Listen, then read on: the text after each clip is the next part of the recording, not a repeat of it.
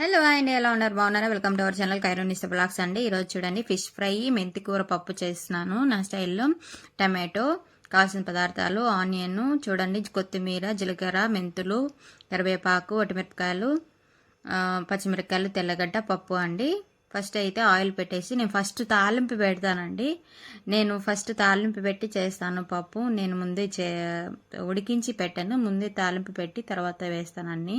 చూడండి ఆవాలు, జీలకర్ర, మెంతులు, ఒటిమిరపకాయ, కరివేపాకు అన్నీ బాగా ఫ్రై చేసుకోవాలి. అటు సైడ్ నేను చేప ఫ్రై కోసం ఆయిల్ పెట్టేశాను, వేడి అవుతుందని. టైం లేదు, లేట్ అయిపోయింది. ఫస్ట్ కోయట వాళ్ళకి చేసి తర్వాత మనకు చేసుకుంటున్నాను. ఆనియన్, తెల్లగడ్డ, పచ్చిమిర్చి అన్నీ వేసి బాగా ఫ్రై చేసుకోవాలి.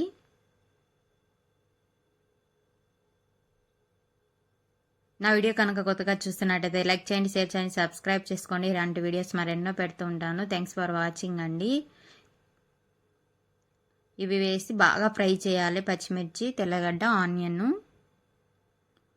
కొద్దిగా ఫ్రై అవ్వాలి.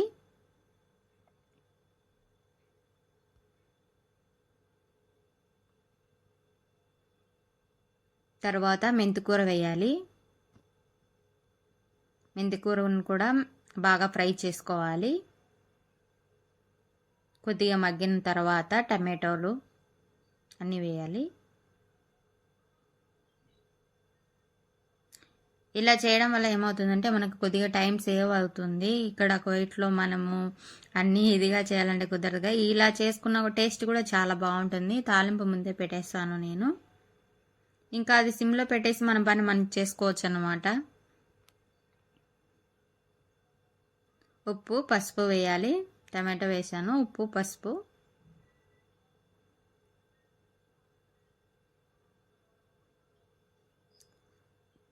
బాగా కలుపుకోవాలి.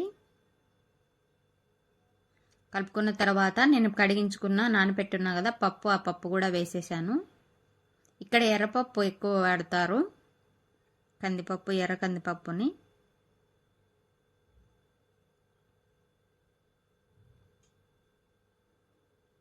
బాగా కలుపుకొని ఉడికించుకోవాలి.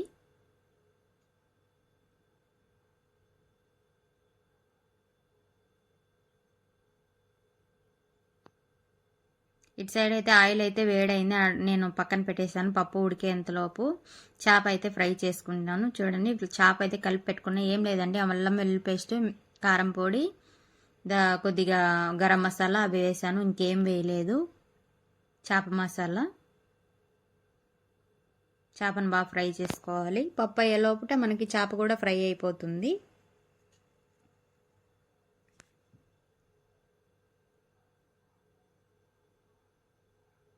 చాలా బాగా ఫ్రై అవుతుంది. చూడండి అస్సలు అతుక్కోలేదు పెంకుకి.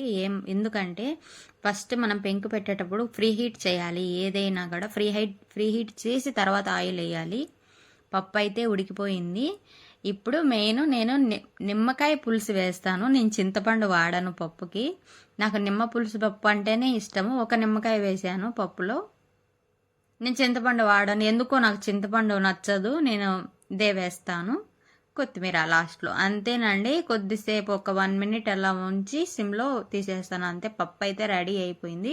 మనకు అటు పక్క ఫిష్ కూడా రెడీ అయిపోయింది. రైస్ కూడా చేసి పెట్టాను.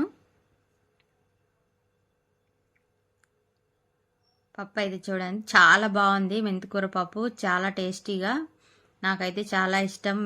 ఆకుకూర పప్పు అంటేనే నాకు చాలా ఇష్టం. దాని కాంబినేషన్ నేను ఫిష్ ఫ్రై చేసుకున్నాను ఈరోజు. ఫిష్ ఫ్రై కూడా చాలా బాగా వచ్చింది, సూపర్గా వచ్చింది. థ్యాంక్ యూ ఫర్ వాచింగ్ అండి. ఇలాంటి వీడియోస్ మరి ఎన్నో పెడుతుంటాను. లైక్ చేయండి, షేర్ చేయండి, సబ్స్క్రైబ్ చేయండి. ఓకేనా?